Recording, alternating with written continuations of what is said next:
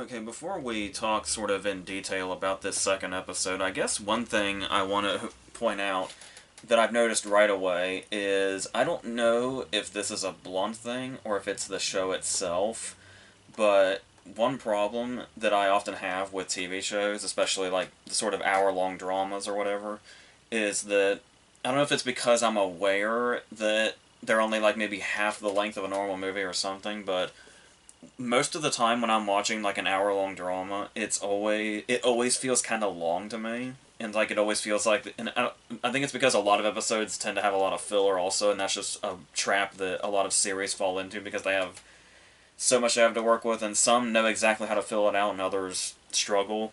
So these episodes that are just like 1 hour long, or that's typically the window with like commercials, but like normally it's probably like 45 to 50 minutes, like this one is this past episode. And it just feels so sort of dragged out to me usually, but this show feels like it's sort of flying by. Like this was a really really fast 50 minutes. And I said I don't know if it's just because it felt like a lot happened in this 50 minutes, and there was a lot, like as far as like action and emotion and pretty much everything you're looking for in this kind of thing was all packed in here. And it had not just like one big memorable moment, they were like kind of throughout. There were like at least three moments where it felt like it was hitting just the right beat to keep things moving without really feeling like there was any filler going on. Or it could just be,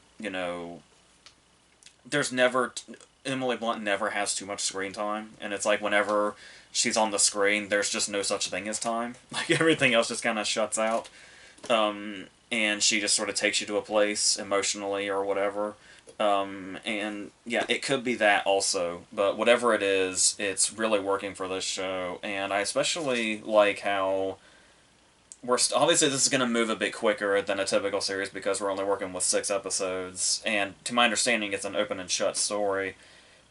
So right now, Cornelia still seems pretty much out of her element, and there's actually something here that I can imagine could potentially be off-putting in this performance, maybe. But I don't feel like if anytime I trust Blunt at this point to where if her character is doing something that doesn't feel like it makes sense or doesn't seem right, that there is a reason for it. Obviously, she's much more skilled at this than I am, so I trust whatever she's doing. Given her, pretty much flawless track record with this, and at first, and I was kind of noticing it in the first episode also, where it was like these moments where she seems almost happy and oblivious to what's happening, or she almost seems too happy in a place where she's not only seen the shit she's already seen with the murder of her child, but the whole Kieran Hines stuff, and then everything up to this point. And like, there's actual moments where she like it's exasperated. She has like a laugh at some point when she's trying to explain what happened. That seems like clear exasperation, but in these other moments where it almost feels like she's so out of her element that she's still not quite processed what has happened to her and where she is. And I do chalk that up to number one, this being such a traumatic event, starting with the death of her child and forward, that things just aren't processing at a normal speed, but also that this character is coming from like a really privileged life, so it's still like, yeah, she immediately she's had her child murdered, and then she immediately got here and got punched in the face by Kieran Hines, and then essentially had to commit murder, at least a couple of times if you count the pig. But yet it still seems like it's slowly setting in. But then there are these moments where you can kind of see that it is in there to the point that maybe Cornelia doesn't even realize how much it's in there, because we do know that she's aware that there is an anger and a bloodlust in there. But there are these moments where shortly after she has that moment where she's explaining what happened in the past, and then she kind of laughs, like in this, like, do you fucking believe this kind of way. And then, like, in the same shot, without cutting away from her, she's able to go from that to all the pain kind of comes back in. And then not just the pain, but the anger and the need to kill whoever put her in this position to begin with, or really forced her in this position to begin with.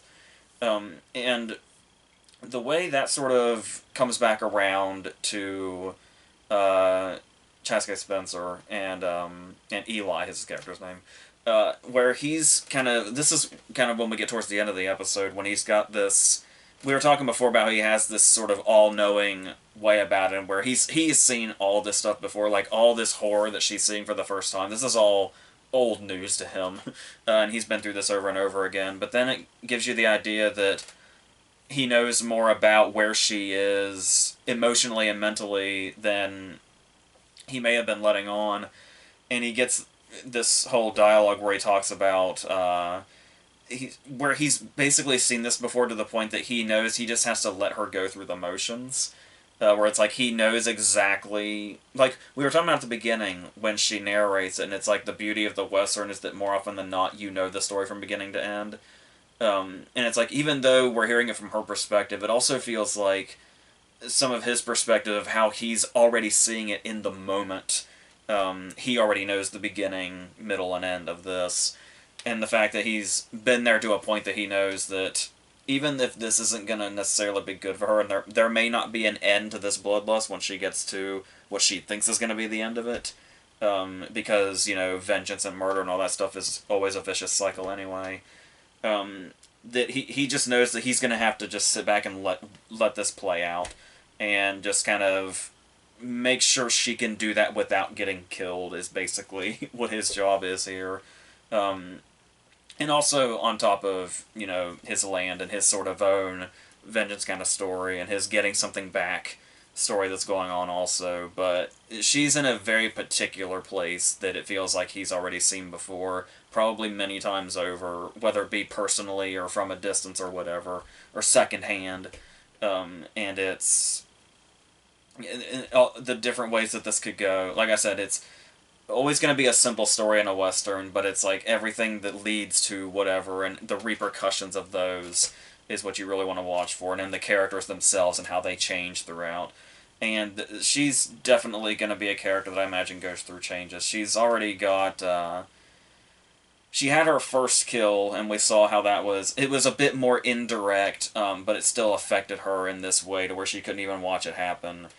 And now she's killed somebody much more directly, and we see her start to cry afterwards, and now it's just like, which kill is it going to be, and how far into this journey is she going to get another kill in? And it's the crying and the remorse and the fear of it sort of stops. And then she kind of crosses over, but I guess you could say is the dark side in a way. Then in a way to where it's, her kills can become more emotionless as they go. The more she does it, the more seasoned she gets as it goes. But like we were talking about before, there's also things where we find a balance here, where it's like, she still has, this side of her that believes in magic and the stars and stuff like that.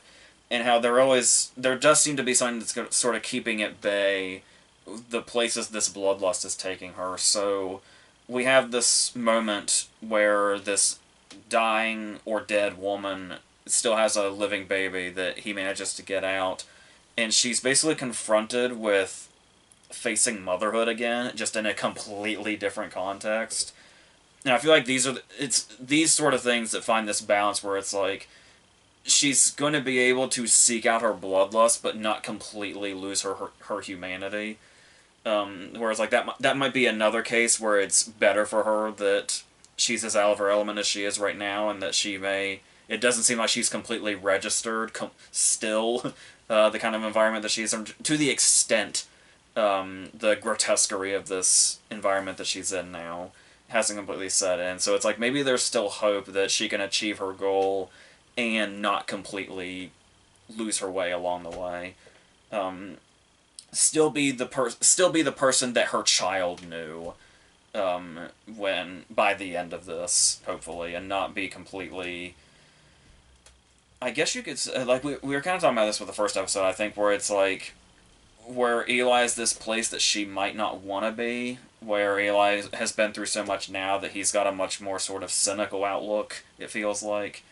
And so it's like we want her to find a place to where she is aware of the horrors of the world and not oblivious, but to get there and not be jaded completely and completely turned over to darkness would be the goal. and whether she's going to reach that or not is really what we want to see.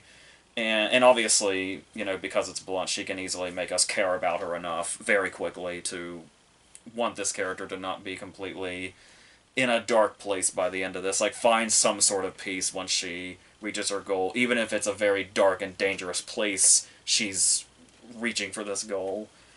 But talking about this kill that she commits in the middle of the episode, there's a trend that's happened now in these last two episodes that's very interesting and really sort of keeps the show like on its toes throughout, and that is introducing these villains that are short-lived. These villains that feel evil enough and vile enough that they could be the main antagonist in a story all itself, and they don't even last the episode. So when you bring in like Captain Clegg, who is I think Jon Knightley is the actor's name. This is the beautiful thing about Amazon, that is something I always love, that feature where you can actually see the actor and the character they play just on the screen. That's something that I feel like most streaming services should adopt because it's incredibly convenient. But yeah, so we introduce him, and we get this very cold-blooded scene where, like I said, it's like Ben Foster in 3:10 to Yuma, where they're setting up that kind of character with Captain Clegg, and we get this guy who's on his knees begging for his life, can't even speak in the same language as them, so he has to do everything he can to communicate that he has a pregnant wife, that we obviously see more of later as that goes on, and this guy is relentlessly killed, where he gives him the idea that he's going to let him go back to his wife, and then he turns to Charlie White, I think is the character's name, and says to kill him with a bow and arrow while he's running away, so that he dies with hope. And so like he has the completely wrong idea of where his life is going, not realizing it's about to end while he's on his way to the other side.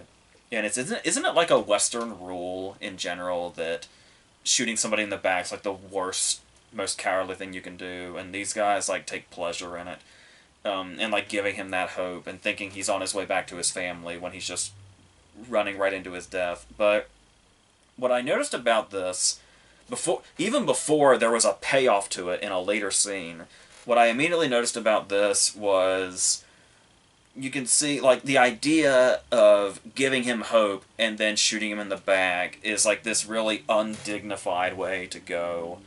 So it's almost like the editing and the choices here by Hugo Blick and the filmmakers are, we see the arrow hit the ground completely blood-soaked, but we didn't see the point of impact. We just kind of see him fall over after the fact, and immediately my first thought was that was like, to not see the point of impact almost felt like it gave him a little bit of dignity in how he died. And then I felt like that was completely confirmed later on when Cornelia kills Charlie White, the guy that fired the arrow that killed this guy, and we do see the moment, I don't know if we see the actual moment of impact, but we see him running and then stop. And it's like where most of what happened to the other guy was off screen. Felt like it was giving him a little sliver of dignity as much as they could in his death. And the fact that Charlie White, the guy that killed him, doesn't get that same sort of the way it's shown, where they gave dignity to the other guy. We're not gonna do that here with him. He deserves every ounce of on-screen death that he can get.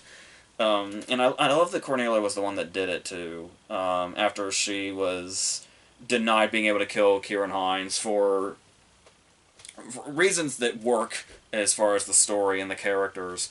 But it does feel like it's the fact that we're getting her closer in that direction to where she's able to do this herself and like be able to, where she won't need Eli as much as she needs him now later, I would think would be another goal that we hope to accomplish. So I'm really loving how we're sort of taking our time with this character, but also getting to the points that we need to make in really, really effective ways. So as far as other characters coming in, another scene that I really like is Gary Farmer, who it's nice to see here, has this moment where it seems like in any other Western it'd be any other scene where they just find a little bit of shelter briefly with some people who have this sort of warm quality to them, and they're hospitable and they take them in and all that. We get a little dialogue there, some, you know, seeing different character work there, and there's an underlying thing to this scene about who can we really trust out here, where she seems like genuinely shocked when he says, you know, don't tell them about your money. And then he says something very reasonable when she asks that, which is, have we met anybody trustworthy yet? Think about the kind of environment we've seen up to this point and where we've been. It's best just to not trust anybody. And it's like to see the character learning as she goes, even though she does make a bit of a mistake here, outing the fact that she has money to these people.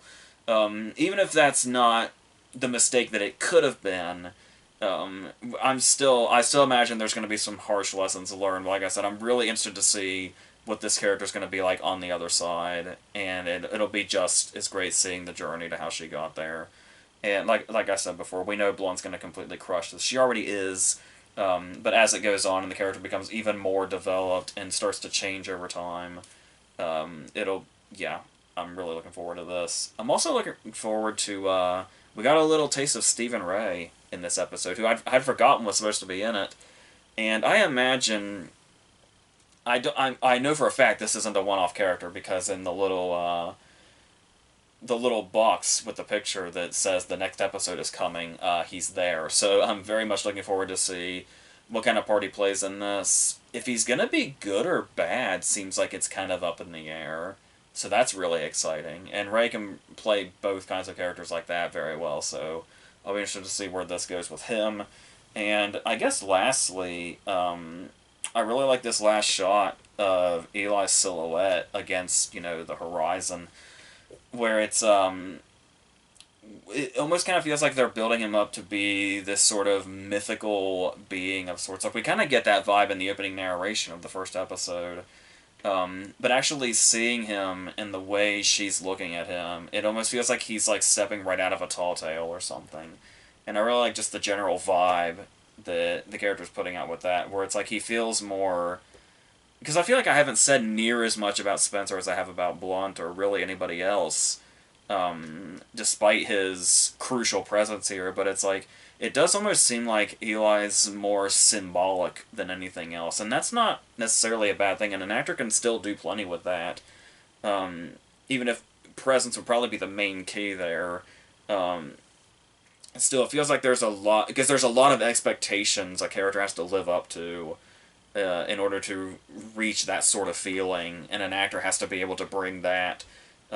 So definite, you know, huge props to him for that, for being able to bring that already 2 episodes in, to where it's like when we see that imagery in this last part of the episode, it's like, yeah, it makes sense. He's that kind of character, and this is the way that we could and should view him.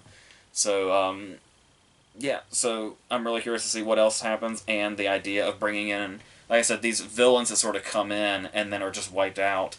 I'm curious where else we're going to run into them, and when exactly, because we keep meeting characters where I'm like, is this the dude that killed her kid? It might be, maybe, I don't know. And I'm curious when we'll meet that person and how it'll be revealed, and if it's possibly somebody we've already met. It could be interesting to see. So, yeah, so let's go ahead and get to the 3rd episode, and until then, I think that's it.